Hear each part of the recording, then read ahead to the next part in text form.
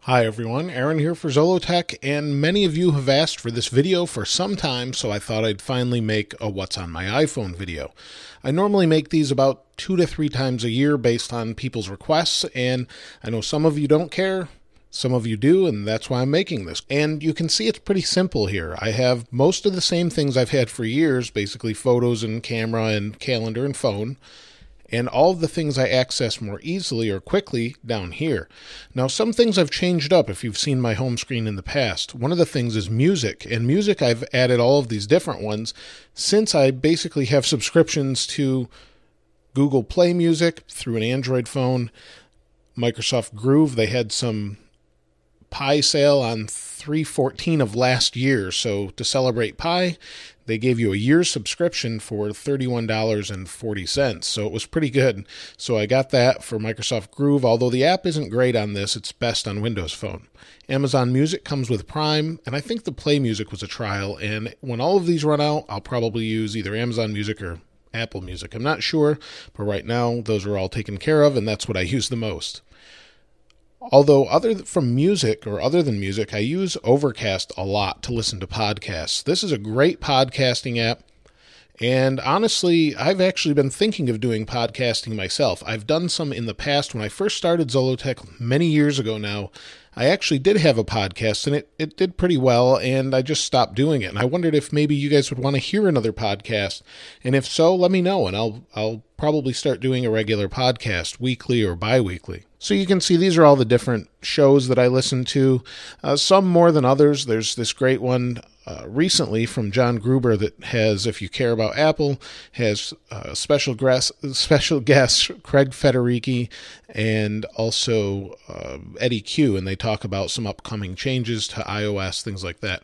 Now, one of the things, my screen looks yellow, I just noticed. Let me turn this off. This is running a beta, so turn off for now. It will change my screen to a normal, more blue tint. It puts the blue light back in so it looks a little bit more what you're used to unless you're running iOS 9.3 beta. So that's the podcast app. And one of the great things about Overcast is if you buy this, what you get is, or at least I had to buy it back when I started using it, what you get is auto leveling, some really neat features that I like to use that aren't available in some other apps. So it auto levels, it will speed ahead and do a lot of really neat features that it's definitely worth checking out if you haven't used it. I also believe it has Apple CarPlay support as well. Now, news has been one thing that's really been disappointing lately, and I don't mean Apple News, I mean Pulse News. If you've been following me for any amount of time, you know that I've used Pulse News, but now I use Apple News, and the reason is Pulse was a fantastic app. Then LinkedIn bought them and absolutely ruined the application. So LinkedIn bought Pulse. There's a web version that used to be out there, so you could log into Pulse online, similar to what you could do with Feedly, but the reason I liked Pulse the most is it actually had bars, so this might be one site, the next site would be here, and you could just scroll back and forth. And I was hoping they'd release their source code, or someone else would make an app like that. It'd be fantastic, because right now Pulse or LinkedIn Pulse is absolutely terrible and basically worthless, so if you check out the reviews, everyone's uninstalled it that's used it for any amount of time. So I've been using Apple News. It works okay. I've also used Feedly before, and there's not really a great solution. I'm actually on Apple News. You can see down here, and here's some of the things I'm following, but that's what I've been using. If you have another suggestion of another brand new news app, I've probably tried just about every app out there, and this is really the best one I think right now, unfortunately. If you liked Pulse, there's Flipboard and News, and those are the two that I go back and forth between. Now, for my Android friends, I talk to them via Hangouts a lot of the times, and I also use Waze, which is actually owned by Google too, and I use that to navigate, and it's great. I live in the city of Charlotte, or around the city of Charlotte anyway, and there's a lot of people using Waze around here, and it's great to get different routes to work and things like that. So it's great, but I do have the other apps right here, Google Maps and Maps, and if I need them, they're there. I find I use Waze the most, though. The other folder you may not have seen in the past is my YouTube folder. Here's all of my YouTube stuff. YouTube, Creator Studio, that helps me manage all my videos, YouTube Music, and Capture if I want to capture directly on the phone. So that's my first page. I only have my iPhone split into 2 pages. On the second page, the way I organize things is everything I normally keep on my phone is in these folders. all the new apps are scattered around the bottom. So you can see I have home management, over I've never used. If that's even the full name of it, I'm not sure. I have my Facebook Pages app. And I actually use Paper instead of Facebook. And the reason I do that is this is an app by Facebook, but it's more of an easier way to manage news and your Facebook feed without destroying your battery. Facebook, for some reason, insists on putting hooks into their program that allow it to basically trick iOS and run in the background even though you don't want it to. And that's unfortunate, but they've been doing some things like that for a while. And so that's why I use Paper. It uses far less battery. So over here, again, here's all my folders. And in video, everything is in here to basically make videos.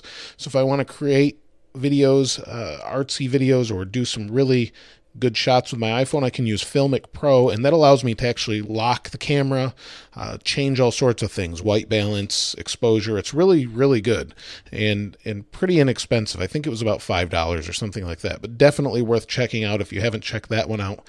And then iMovie can edit on the fly. I have a bunch of photography apps, and I have to admit, I don't really use a whole lot of these, but I have quite a few, and I won't go over all of them. I'll just scroll through here so you can see them.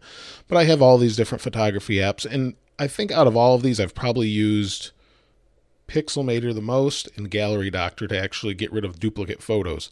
Otherwise, I haven't used a whole lot of these, to be honest. But I keep them there in case I do need them. As far as finance apps, banking, I use MoneyWiz. I continue to use MoneyWiz. There's some other apps there as well.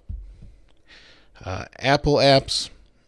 These are just the Apple apps that I do use from time to time, like Wallet, or Find My Friends, or Find iPhone. I find I use those an awful lot. I do occasionally use Trailers, but these are all the apps you can't really uninstall, and so they just go here. And if I need to use them, they're there. If I don't, they just stay in that folder. Under Utilities, we've got some other things. Google Authenticator, that's for two-factor authentication. We also have Geekbench for when I do benchmark tests.